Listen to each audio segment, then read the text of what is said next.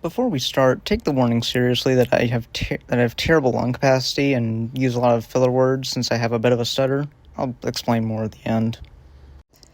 If someone had to ask me what game I don't think gets talked about enough, it would have to be Neon White. Neon White is a first-person platformer developed by a bunch of basement dwellers called Angel Matrix.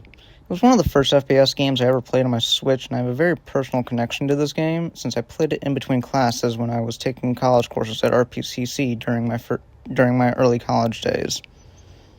I first discovered this game through a Nintendo Direct, and I was immediately drawn in by this game's art style and the fact it was an FPS on the Switch, which actually looked fun. Since I don't think any large reviewers are going to really talk about this game, I thought I'd take a look at it myself, so what is this game about, and is it worth your time playing? The story is as follows. You play as a Neon, a sinner plucked from hell to participate in an annual demon hunt across heaven that lasts a week and is meant to drive the demons out of heaven. The Neon you can take control of is Neon White, who's a special little case because he has amnesia. After running into Neon Yellow, a supposedly old friend of White's, he tells White what's going on, and after making it to the main hub area, White meets other characters and learns that this is a competition with a summer camp-like background. This hub area is also where White gets a feeling that something isn't quite right about heaven, and his goals become outlined. White's goals are to figure out just what is really going on, recover his memories, and defeat the current champion Neon Green. The story took me 2 weeks to finish, and while it ain't the best, it ain't half bad either. First of all, these guys nailed the summer camp feel of the game. I felt like I was back at something like Vacation Bible Study or summer camp at Camp Avondale, earning badges and having honest-to-God talks with my friends. This is definitely because one of the story's writers is I'm gonna guess that's pronounced AVB. Whoever named you hates the human tongue. Who wrote the story for a visual novel game set in a Christian summer camp called We Know the Devil, which is a game I'm never going to play because those types of games don't interest me.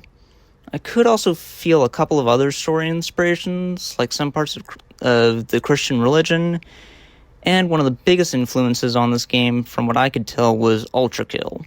I'd be spoiling the story if I got into how Ultra Kill inspired this game's story. You might also recognize the voice of Neon White right off the bat. That's because he is played by Steve Blum, who is a very well-renowned voice actor in animation. You will know him as Spike Spiegel from the hit anime Cowboy Bebop, or, if you're not into anime, Starscream from Transformers Prime. I'm impressed that a bunch of basement dwellers were able to get such a well-renowned VA for their game. Other noteworthy characters are Raz and Neon Yellow because they are both certified homies who make me smile with every word. Actually, off the back of that too, all the characters are memorable, and the ones I did forget for a minute, I gave them one look and I immediately remembered who they were. There are some problems that I can definitely see people having with this game's story, especially with some of the cliches I see in a lot of indie games, and I'll go through a couple of examples. The biggest issue I can see people having is that the game does have one of those chosen one plot lines, and the main character having amnesia is also something I've seen a lot in indie games. The story is also told through a visual novel, and the voice acting can be a little off at times, which even I had problems with. I could also see people taking issue with the character designs, especially the facial designs. Like I already said, the voice acting can be a little off at times. However, my retort to all of this is that I do not care for two reasons. One, I am artistically inept, meaning that if I like it, I like it. I don't need a reason to like it. Two, I am willing to look past crappy story elements if I like the gameplay, and let's get into that. The gameplay is rather simple, and there are two elements I want to focus on. They are the affinity and level-to-level gameplay. Well, affinity is not exactly the right word. I want to say it's more of a romance system, kind of. And if that scares you because your first thought was, oh god, there's romance options, don't worry. That's what I thought too. But you're not actually romancing the characters. The way the affinity system works is that you raise your affinity for a character by finding gifts throughout the levels. Getting enough of them will give insight into a character that will reward you with dialogue that isn't voiced or side quests. Side quests are individual missions that have special rules based on who gives the side quest. For example, Neon Yellow's side quests don't allow you to discard any cards. One large caveat to this system, though, is that you do have to raise all the characters' affinity to the max in order to get the good ending. Yes, there are 2 endings. You do have to essentially play the level 3 times if you're aiming to find all of the gifts. But the devs made it so that once you find a gift, you're sent back to the start, meaning that the time it took to find the gift doesn't affect your overall time. Moving on to the level-to-level gameplay, it's pretty simple. You try to kill all the demons and progress to the end of the level in the fastest possible time. Each level takes around less than a minute to beat. In order to kill the demons, you'll need weapons, which are represented by cards that can be discarded to give you special abilities with 2 exceptions. Those 2 are your basic weapons, which are your katana and your fists. Your katana is your backup weapon for when you run out of bullets, and your fists are your backup to your backup, and you'll only really be using them if you are really bad at the game. The rest are your standard FPS loadout, and their names give hints as to what their discard abilities are. Elevate is your pistol, and it gives you the ability to double jump. Stomp is your SMG, that makes you ground pound. Purify is your assault rifle that throws out a grenade of sorts that you can use to rocket jump. Godspeed is your sniper rifle that gives you a dash ability. Fireball is your shotgun that gives you the same ability but allows you to dash in any direction. Dominion is your rocket launcher, and I am being dead ass. Its discard ability shoots a grappling hook. You can also rocket jump with the main fire, but it is a rocket launcher with a grappling hook. Just let that sink in. Your final weapon that you'll only use in the last stage of the game is the Word of God. It's called the Book of Life, but the Word of God just sounds better, and its discard ability allows you to teleport. Moving right along, I want to note how easy this game is to pick up. I first played this game in 2023 and didn't really touch it until 2 years later for this review. And I was just surprised to find how easy it was to pick back up. One of the definite problems I have with my ADHD is that my gaming skills for individual games degrade over a period of time, and I have to kind of fidget with the controls to get back into the groove of things. So imagine my surprise when I didn't have to deal with all of that, and was quickly back to my old tricks. I mean, yeah, on controller there are only like 4 buttons but you have to use, but even with games that are simple, that's a feat. I think that's what makes this game really stand out in my entire library and is one of my all-time favorite games. However, this game isn't without its fair share of issues, and I have 3. First of all, there is no difficulty slider at all, and the game gets harder over time. The last part is something I would expect, but not the first part.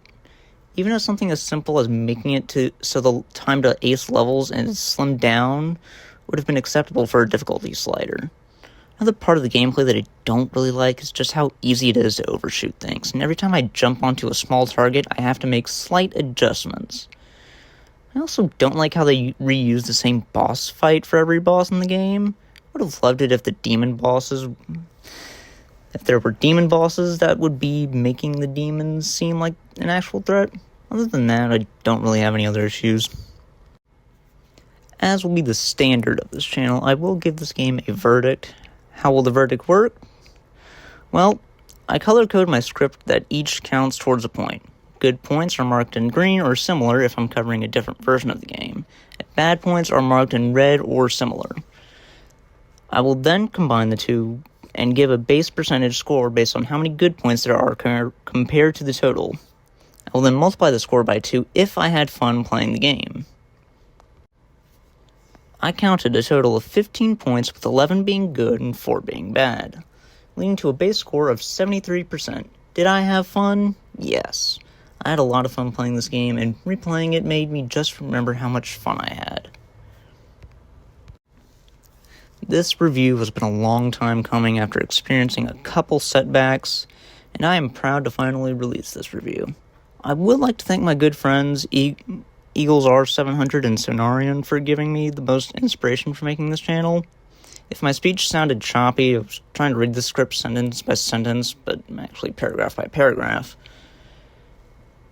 And to this game and Angel Matrix. Every time I call you guys basement dwellers, I do not mean to be insulting. I just use that term for people who create anime-like things and aren't Japanese. The truth is, you guys made an amazing game that reminds me of my glory days in ECO and the fun times I had during my first year of college. Since this is my first review, I feel like I should introduce myself. I am Shakeable Chart 20, and I do reviews. Mostly game reviews, but I am willing to review a movie or a board game if I'm feeling up to it. As I mentioned earlier, my lung capacity sucks and I do use a lot of filler words.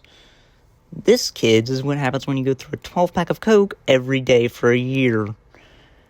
My aim is for these reviews to take a look at games from the perspective of a casual gamer. What I mean by that is that I don't have the best equipment or the most amount of money, and I just play games for fun during my off time. Don't expect uploads to be scheduled because I do have to balance my actual life and this.